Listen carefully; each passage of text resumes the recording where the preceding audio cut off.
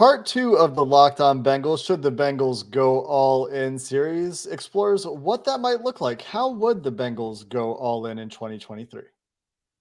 You are Locked On Bengals, your daily Cincinnati Bengals podcast, part of the Locked On Podcast Network, your team every day.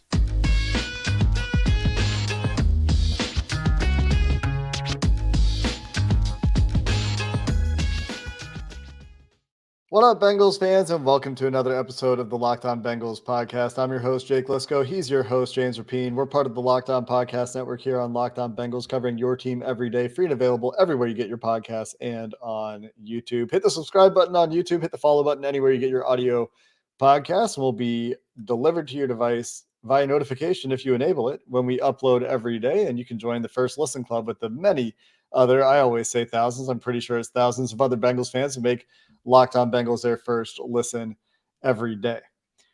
James, yesterday we talked about we talked about why the Bengals should go all in. There it is. Why the Bengals should go all in. Mm-hmm. What the reasons they might not go all in are, talking about quotes from Mike Potts and Steve Rasitovich in the Paul Dehner piece, which you can go read at theathletic.com, and some things that maybe look like 2013. We talked about that 2013 year, that 2012, 2013 offseason with Andy Dalton and how that went for the Bengals, trying to get over a hump. And we agree that it makes sense to do things differently. You haven't gotten that championship yet. You're trying to be a perennial contender. You're trying to join the dynasty conversation. And there's obviously different philosophies about how to do this. So Bengals, I think one way, and they've changed the way they're thinking a little bit. And it's different from the rest of the NFL. So what are the things they would have to do to go all in? What would it look like? How would they do it? That's what we're going to talk about today. Yep. And what would it look like? Let's start here. It's not going to be the Rams. It's not going to be the Buccaneers. They're not going to be $70 million over the cap going into 2024. Right. And that's something we covered a little bit in the first of a two-part all-in series. But let's be clear here. Asking the Bengals to go all in, I think, is much different than what the Rams did or what the Bucs did, because they were on shorter timelines for whatever reason, whether their quarterbacks were older, some of their roster was older. This Bengals team was the youngest of the four title or the final four, of the AFC and NFC conference championship teams. I think they might have been the youngest team in the playoffs, I want to say, on average roster age. The point is they're young, and I would have been an old man in their locker room if I were on their roster, and I'm 31. And so it's much different than it has been in previous iterations of Bengals playoff teams. So what does all in mean? It means do stuff that you've never done before. And the past few years, they've done that. And they have to continue to evolve. And let's just use Joe Mixon as the prime example here. I think that what you do with him, if you bring him back just on his current contract, it's a very normal Bengals thing to do. He's a big part of your team. He's a captain. He was a Pro Bowler last year, caught 60 passes in 2022. You feel good about him on the field, but he also has some limitations. He also has a big cap number. So can you get him to take a pay cut? Do you move on and free up that money and allocate it elsewhere where it could be put to better use? Or do you just keep him around? I think that's one of the many hows where they could show they're going all in. And I don't necessarily think he would restructure and move the money around. But maybe they go that route, and maybe they go that route with a few of these guys to free up as much room as they can in their quest to go all in. Here's the thing about restructures, and you say that they're not going to do it with Joe Mixon. You're right. It doesn't make any sense to do it with Joe Mixon, because if you restructure, you're converting salary into prorated bonus money that then takes some of his cap hit this year and puts it into the next year. You don't do that with a player that you're not 100% sure is going to be on your team next year. You wouldn't do that with Joe Mixon. But there is one player that you can really point to that just like leaps off the page as a restructure candidate to me, and that's Trey Hendrickson. Only one more year on his deal. You could save nearly $6 million. Trey's got 2 years left. 2 years, right? I'm thinking after next year, right? So Gotcha. the 2023 cap hit would be reduced. The 2024 cap hit, yeah, I said that wrong. The 2024 cap hit would increase. So you're lowering it for 1 year. The restructure is into one remaining year on the deal. So you're taking, say, $5 million of salary, converting it into signing bonus, or even $6-7 million of salary, putting it into signing bonus. That pushes money into the next. It splits that into 2 years because it prorates some money from a cap hit perspective, saves you some cap space. And you think Trey Hendrickson is going to be on your team next year, right? I feel like there's no for sure indication that Trey Hendrickson isn't going to be on the team in 2024. I mean, he is going to be 30 that year, but he's not slowing down at all. You're pretty confident about that.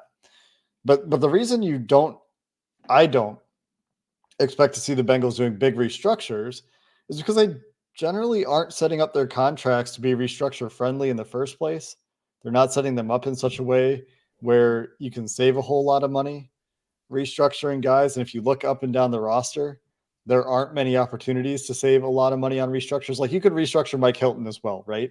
You expect Mike Hilton to be part of your team still in 2024. This is the other one that I was looking at and it made sense. You could save almost $2 million of cap space if you did a full restructure on Mike Hilton. But that's kind of it. Mm-hmm. There aren't huge restructuring opportunities here. So it's stuff like the Joe Mixon. Well, if it's already paid out, if it's already paid out, you can't push it down because it's already paid.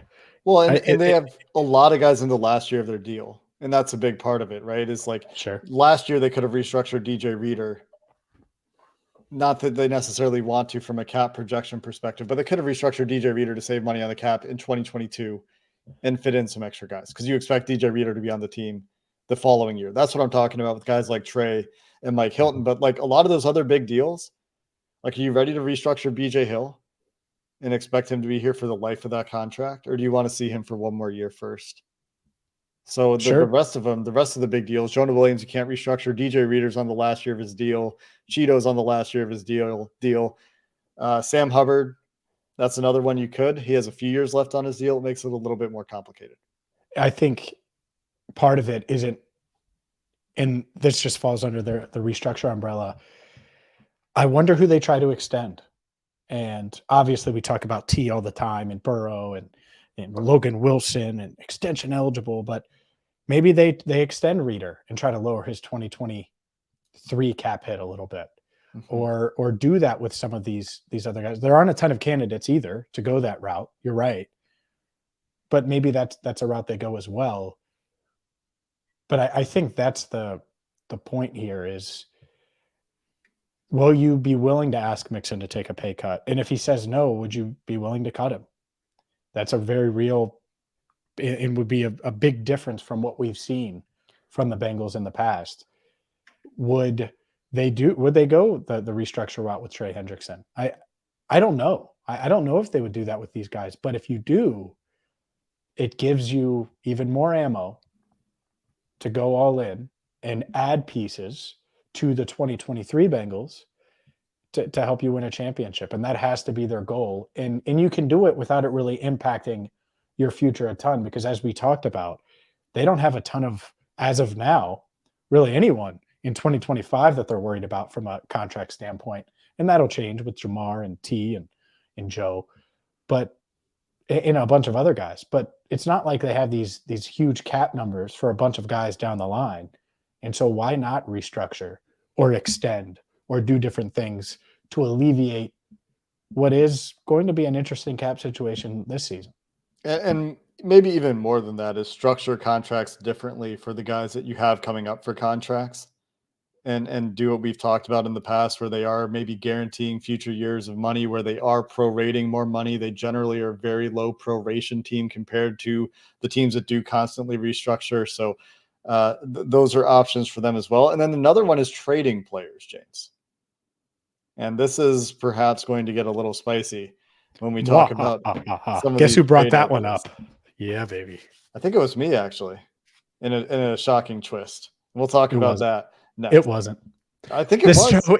This show is brought to you by FanDuel. The NBA season is here, and well, the trade deadline has come and gone. And what does that mean?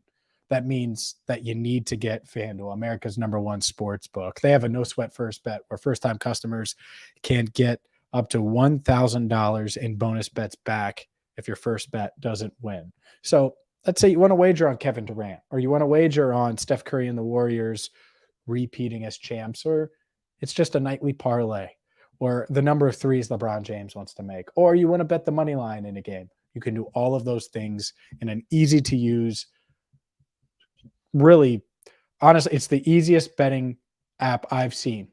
And there are a ton of them out there. Let's not, hide under a rock here. There are. FanDuel's #1 for a reason. So don't miss the chance to get your first bet, a no sweat first bet up to $1,000 in bonus bets when you go to FanDuel.com/lockedon. That's FanDuel.com/lockedon to learn more. Make every moment more with FanDuel, an official sports betting partner of the NBA. So trades, and the reason I say I brought this up, James, is because I DM'd you this idea about Tyler Boyd.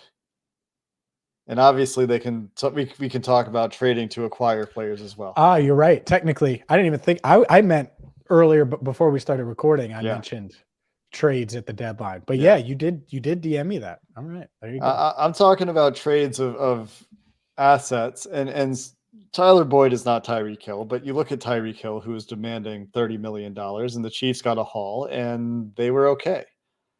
And Tyler Boyd is a fan favorite. I love Tyler Boyd. I think he's a great player. He's a really valuable piece of this team. He's a valuable piece of the locker room.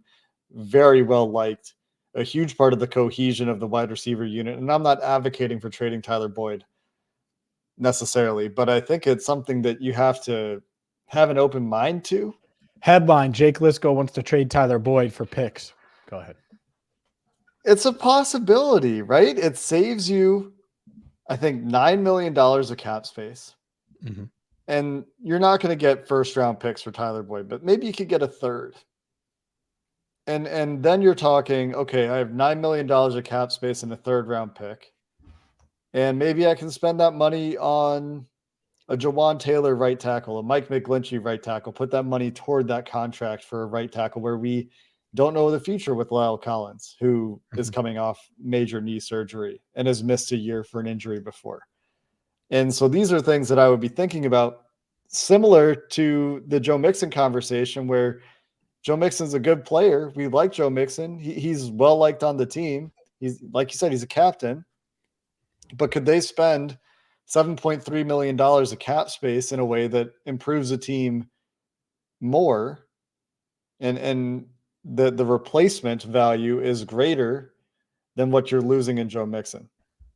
Or can they get him to take a different deal? So it's those kinds of things that I'm looking at if I'm the Bengals and trying to be creative and saying, could we spend these resources in a way that we think might help our team a little bit more? Because yes, Tyler Boyd's a really good player, but his volume is only going down essentially as years go on. And this year there was more involvement for running backs, and there's more and more targets for Jamar Chase, who's moving into the slot more than he has in the past, and more targets for T. Higgins. And that's the only reason I bring that sort of thing up. It's not because I'm advocating for trading him, but it's because these are the things that you think about if you want to be a little bit creative. And I don't think the Bengals are really thinking about it at all. Look, I don't know about that. And, there are a lot of people that are talking outside of, this podcast about the T. Higgins. Oh, well, they should. I think that this is far more likely that they move on from Boyd. I don't think it is likely. I agree with you there. But could it happen? And could you get a future asset for him and also free up that money to put it elsewhere? I don't know if it would be right tackle. I don't know what it would be. But I think you should certainly have that conversation. I think you should certainly have that conversation for a few reasons. One, for all the reasons people say, oh, we'll move T. Higgins and you can find wide receivers. You could find another. No, you can't. T. Higgins is very hard to find. 28th overall. I don't know if you'd find it this year's draft at all. I don't think you'd have a shot, really. Maybe, but going to be tough. You know what you can find in the draft? slot receivers that could get you 6, 7, 800 yards.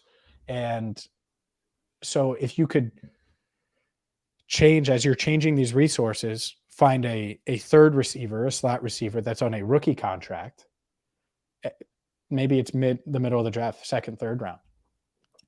Well, then that makes things easier. It makes it easier to add a deep threat potentially if you want to add a veteran guy that could really help stretch the field, or it makes it easier to go out and get that extra pass rusher, or go out and get a linebacker that you really like to replace Pratt at half the price if you go that route, or get that veteran corner that's going to help you as Chidobe Awuzie comes back from injury, and maybe you want to not have Eli Apple in the starting lineup. Like there's just so many things that you could do, and it allows you to do, and it just gives you a little more freedom. So I agree. I think that's one way, one how.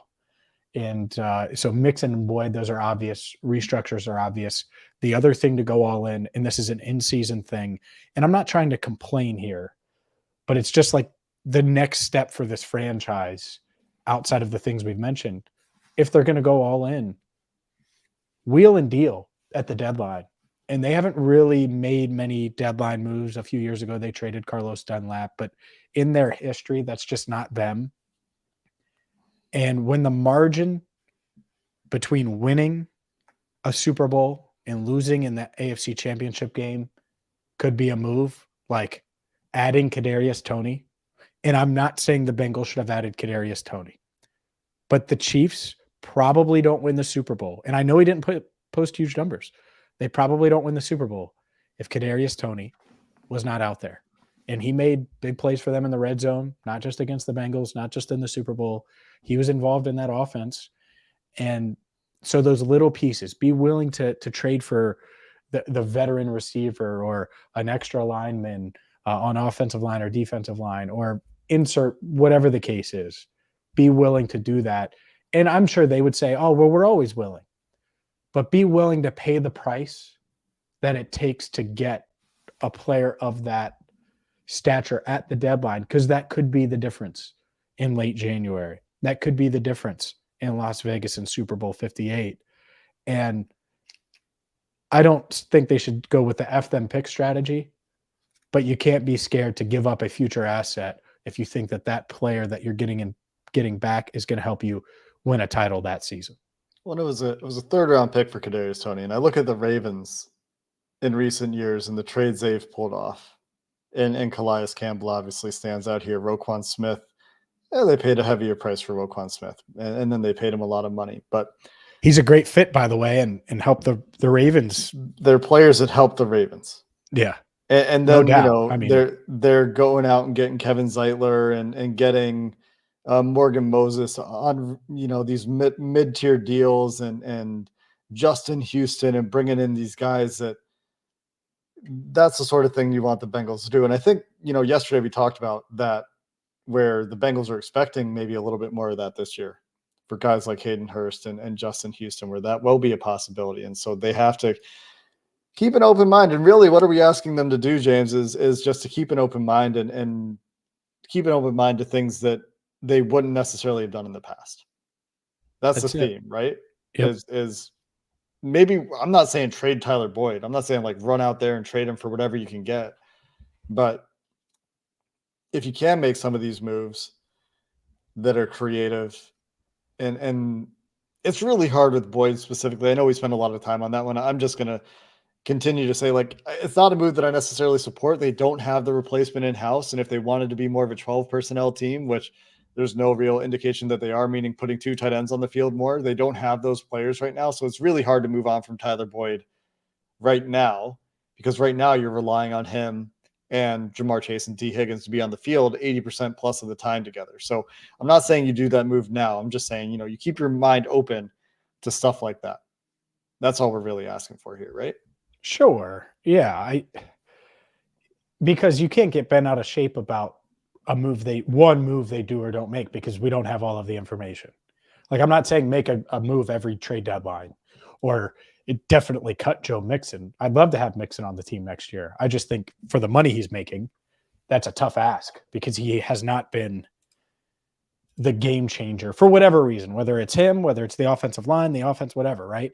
And so the context part of it matters, and just being open to some of these things could be the difference. Let's put a bow on this. It's an all-in conversation, and we will end it next with, well, how likely some of these things are that the Bengals could do to go all in. But today's show is brought to you by Ultimate Football GM. You've heard us talk about the mobile game app, and I can't tell you how much fun I've had competing against various different Locked On hosts. And look, now it's time for you to get in on the action. And we've talked a couple of days now, basically on front office stuff, how the Bengals can go all in. Well, you can be the GM that makes all of those decisions, from hiring the right coaches and coordinators, trading players, Boyd, Mixon, etc., navigating your franchise through free agency and the draft, all the ups and downs of a season. And yes, if you do a poor job, you can get fired. All of this in a challenging, realistic game world. Locked On Bengals listeners get a 100% free boost to their franchise when using the promo code Locked On in all capitals in the game store. That's Locked On in all caps. So make sure you check it out today. To download the game, just visit ultimate-gm.com or look it up on the app stores. Again, ultimate-gm.com. Ultimate Football GM. Start your dynasty today. We talked about this a little bit yesterday as well, James, but the how likely will it be conversation is what it always comes down to with this team. What will they do that's different from what they've done in the past? How will they find a way to surprise us? Because they found ways to surprise us the last couple of years. They really have. And while they have done some things that have been business as usual, the free agent signings they've made the last couple of years and some of the other moves they've made the last couple of years have taken both of us at times by surprise. And they've hit. So you have to give them a lot of credit for the way they've done business the last few years. And that is a huge reason to have confidence that they will continue to do things in a way that is maximizing their chance to win. Because why would that suddenly change? You know, quotes aside that we talked about on yesterday's show about draft and develop and retain your own and get the second contracts. They've been making good decisions the last couple of years. And Joe Burrow gives you a big margin for error there, and that's going to be getting tighter, but not for a couple of years. So they're not dumb. They know when Burrow's cap hit is going to kick in.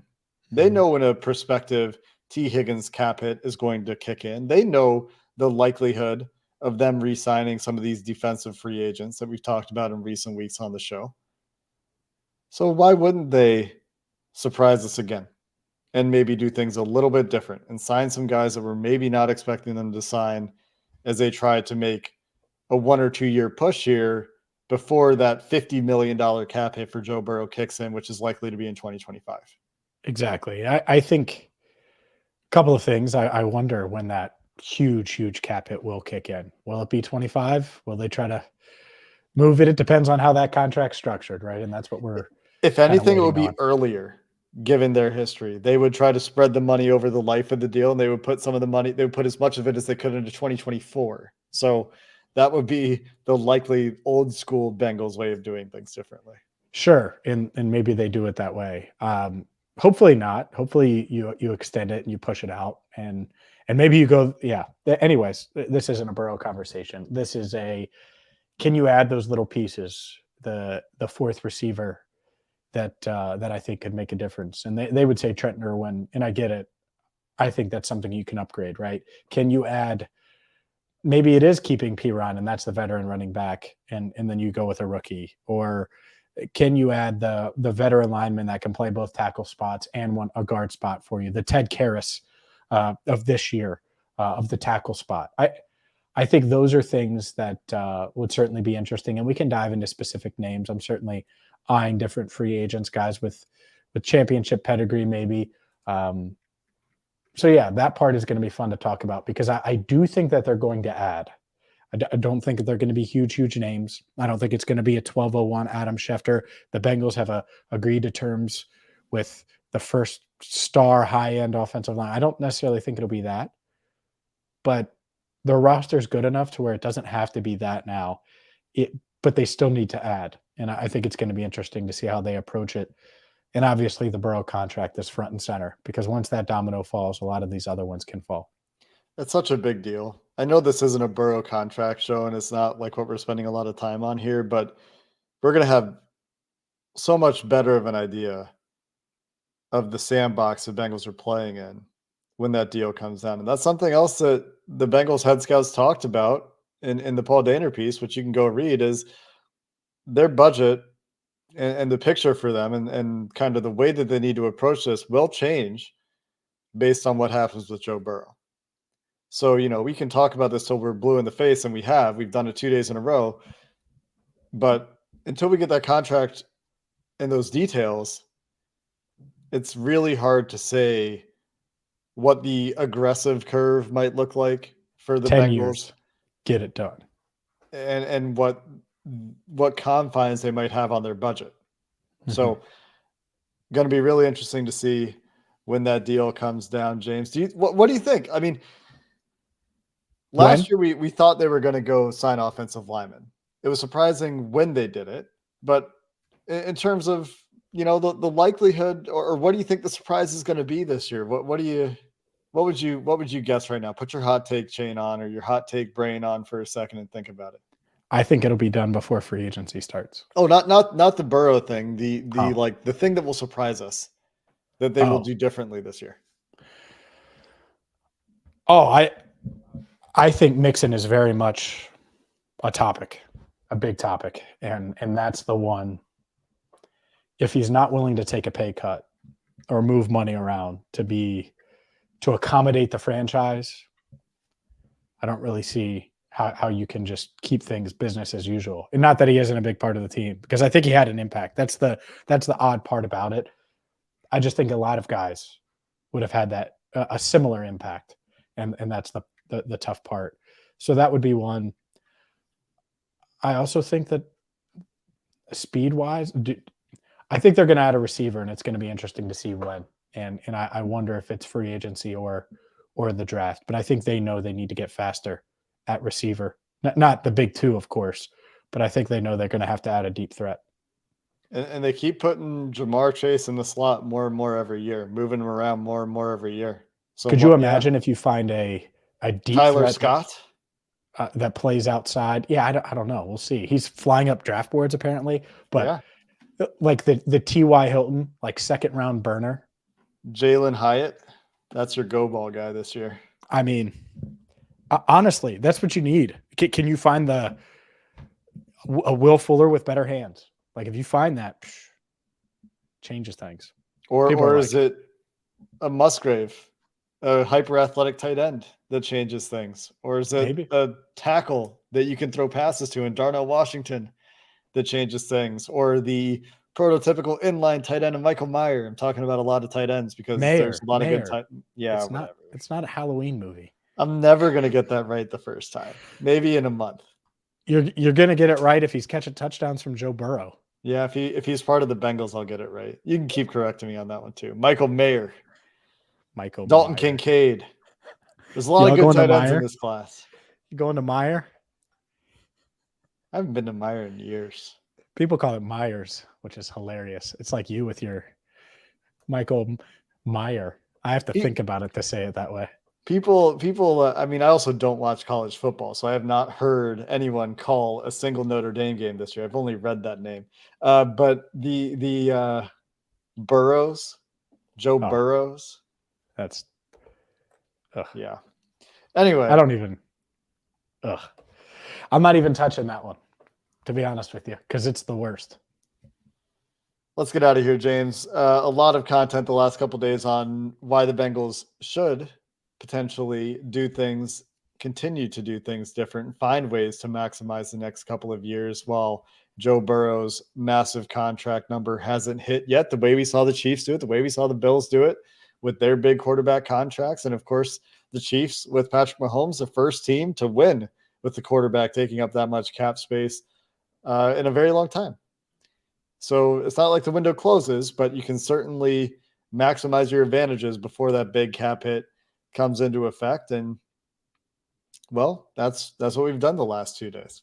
So we'll talk more specifics in the coming weeks. We're going to start putting together our free agency tiers. We're starting the draft worksheet to get our draft list together for the Cincinnati Bengals based on everything we know about the Bengals preferences, the things they like and informed by all the things that Joe Goodberry and I and James and Mike Santagat alike. So all that stuff coming in coming weeks on Locked On Bengals.